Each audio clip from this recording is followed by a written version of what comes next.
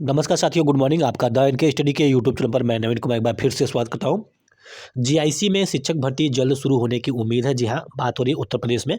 तो उत्तर प्रदेश में 2018 के बाद तमाम प्रकार की शिक्षक भर्तियां जो है कि लटकी पड़ी हुई है। उसके बाद जो कयास लगाया जा रहा है कि अब शिक्षक भर्ती प्रक्रिया शुरू होगी, लेकिन सरकार भी ऐसे ही कार्य कर रही है और सरकार भी बहुत धीरे धीरे कार्य कर रही है। अगर सरकार चाहती, आयोग चाहता, तो ये शिक्षक भर्ती कब का आ चुका होता, लेकिन बाकायदे जो है कि सरकार भी कदम फूँक-फूँक के कार्य कर रही है। मतलब कहने का है कि सरकार भी नहीं चाहती है कि शिक्षक भर्ती जो है कि इतनी जल्दी आ पाए।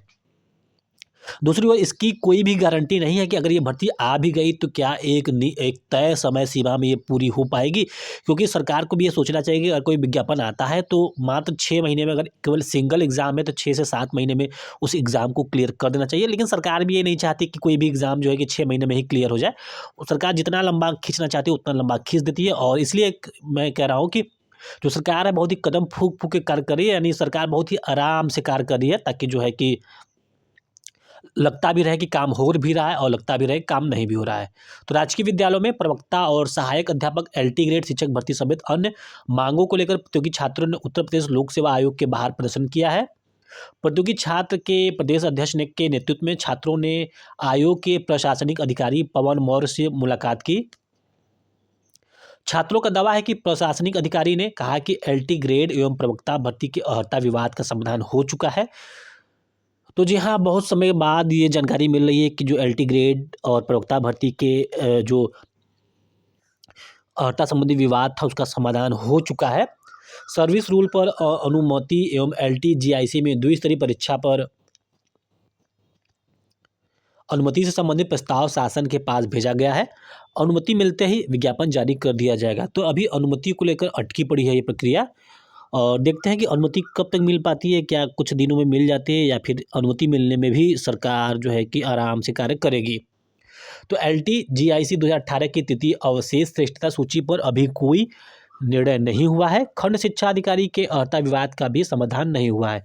तो आप देख सकते हैं कि किस प्रकार माननीय लोग, जो अधिकारी बैठे हैं, जो सरकार में बैठे हैं, जो आयोग में बैठे हैं, किस प्रकार आराम से कार्य करते हैं कि मात्र जो अर्हता संबंधी विवाद उनसे सुलझ नहीं पा रहा है। अगर उनका जो विवाद होता, उनसे संबंधित विवाद होता, तो ये विवाद कब का सुलझ गया होता। लेकिन बात तो है विद्यार्थियों की, प्रतियोगी छात्रों की, तो ऐसे सुलझने वाला नहीं है। तो अभी भी खंड शिक्षा अधिकारी के अर्हता के विवाद उसका समाधान नहीं हो चुका है, नहीं हुआ है। और खंड शिक्षा अधिकारी का जो विज्ञापन आया था लास्ट टाइम 2019 में आया था। तो प्रदर्शनकारियों में बहुत से जो है कि छात्र सम्मिलित थे। दूसरा न्यूज़ है एलटी ग्रेड शिक्षक भर्ती के लिए 2 स्तरीय परीक्षा का प्रस्ताव। जी हाँ, पहले एलटी ग्रेड का एग्ज़ाम 1 स्तरीय होता था, और जब 1 स्तरीय एग्ज़ाम होता था तो उस एलटी ग्रेड के एग्ज़ाम को संपन्न कराने में कई साल लग जाते थे।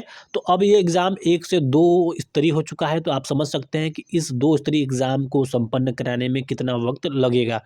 तो अगर 2024 अगस्त महीना चल रहा है, अगर आज भी विज्ञापन आता है, यानी अगस्त महीने में भी विज्ञापन आता है, तो आप मान के चले कि ये 2027 के विधानसभा के चुनाव के मतलब आसपास ही इसका जो है सॉल्यूशन निकल पाएगा, क्योंकि उसके पहले तो सॉल्यूशन होने वाला नहीं है, यानी उसके पहले नियुक्ति आपको नहीं दी जाएगी।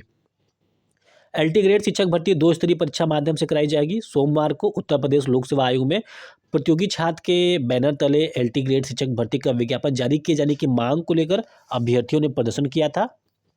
तो प्रतियोगी छात्रों ने बताया कि उन्होंने आयोग में प्रशासनिक अधिकारी से बात की। पवन मौर्य जो है उनको ज्ञापन सौंपा, और प्रशासनिक अधिकारी से वार्ता के दौरान बताया कि एलटी एवं प्रवक्ता जीआईसी के पदों की समकक्ष अर्हता का समाधान हो चुका है। सर्विस रूल पे जो है कि अनुमति एवं अल्टी ग्रेड शिक्षक भर्ती 2 स्तरीय परीक्षा के माध्यम से कराए जाने पर का प्रस्ताव शासन के पास भेजा गया है। उस पे अंतिम अनुमति मिलना शेष है। तो इस प्रकार यानी अब जो है कि एलटी ग्रेड का एग्ज़ाम जो है 2 स्तरीय होगा, यानी पहले यानी एक प्री होगा, एक मेंस होगा। तो आप समझ सकते हैं कि अब इसमें कितना समय खर्च होने वाला है। तो उधर नई गाइडलाइन से कराई जाएगी लंबित अध्यापक भर्ती परीक्षा। जी हाँ, जब आयोग अस्तित्व में था तो उस आयोग को जो है कि तो जब आयोग जब अस्तित्व में था तो उससे एग्ज़ाम कराने के लिए सरकार ने इनकार कर दिया, और जब नया आयोग अस्तित्व में भी नहीं था तो सरकार उसे एग्ज़ाम कराने को लेकर आमादा थी। तो इसका हश्र क्या हुआ आपके समक्ष है कि 2 साल से भर्ती प्रक्रिया लंबित पड़ी है। तो क्या है नई गाइडलाइन? तो अशासकीय महाविद्यालयों और अशासकीय माध्यमिक विद्यालयों में वर्षों से लंबित शिक्षक भर्ती परीक्षाएं भी शासन की ओर से जारी नई गाइडलाइन के अनुरूप कराई जाएगी। इसके लिए उत्तर प्रदेश शिक्षा सेवा चयन आयोग ने जरूरी प्रक्रिया शुरू कर दी है और अलग से बजट का इंतजाम किया जा रहा है। तो नए दिशा निर्देश के तहत प्रश्न पत्र अब 2 प्रिंटिंग प्रेस में छपवाने होंगे। परीक्षा केंद्रों की निगरानी सीसीटीवी कैमरों से होगी। इसके लिए अलग से कंट्रोल रूम बनाया जाएगा। परीक्षा में शामिल अभ्यर्थियों की बायोमेट्रिक हाजिरी ली जाएगी और आइरिस कैप्चरिंग के जरिए उनकी पहचान की जाएगी। प्रश्न पत्रों को भी कई स्तरीय सुरक्षा वाले बॉक्सों में रखवाया जाएगा। परीक्षार्थियों की संख्या 5 लाख से अधिक होने पर परीक्षा कई पालियों में करानी होगी। इसी तरह कई अन्य व्यवस्थाएं भी करनी होगी और इसके लिए अतिरिक्त बजट की जरूरत पड़ेगी, जिसके लिए अभी से प्रयास शुरू कर दिए गए हैं और शासन को भी पत्र भेजा गया है। शिक्षा सेवा चयन आयोग को 2 बड़ी परीक्षाएं करानी है जो 2 साल से लंबित है। इसमें अशासकीय महाविद्यालयों में असिस्टेंट प्रोफेसर के 1017 पद और अशासकीय माध्यमिक विद्यालयों में टीजीटी पीजीटी के 4163 पदों पर भर्ती शामिल है। सूत्रों का कहना है कि गैर वेतन मद में आयोग को बजट आवंटित किया गया है। तो अब देखने वाली बात होगी कि आखिरकार सरकार कब चेतती है और कब जो है कि जो 2 साल से लंबित भर्ती प्रक्रिया है उसका एग्ज़ाम कराती है। एग्ज़ाम कराने के बाद आंसर की जारी करना, फाइनल आंसर की जारी करना, फिर उसके बाद रिजल्ट जारी करना, नियुक्ति देना। तो अभी बहुत लंबी प्रक्रिया है। कहीं ऐसा ना हो कि सरकार इस लंबी प्रक्रिया को और लंबी करते हुए 2027 के विधानसभा चुनाव तक ले जाए। तो समकक्ष अर्हता में फंसी है खंड शिक्षा अधिकारियों की भर्ती। जी हाँ, खंड शिक्षा अधिकारी यानी बीईओ की भर्ती जो है कि समकक्ष अर्हता के विवाद में फंसी है, जबकि इसका एग्जाम 2019 में हो चुका है। उसके बावजूद जो है कि अभी तक समकक्ष अर्हता के विवाद को सॉल्व नहीं किया जा सका है। तो बेसिक शिक्षा विभाग में खंड शिक्षा अधिकारी अर्थात बीईओ की भर्ती समकक्ष अर्हता के विवाद में फंसी है। शिक्षा निदेशालय की ओर से 2022 में 33 रिक्त पदों का अध्याचन भेजा गया था।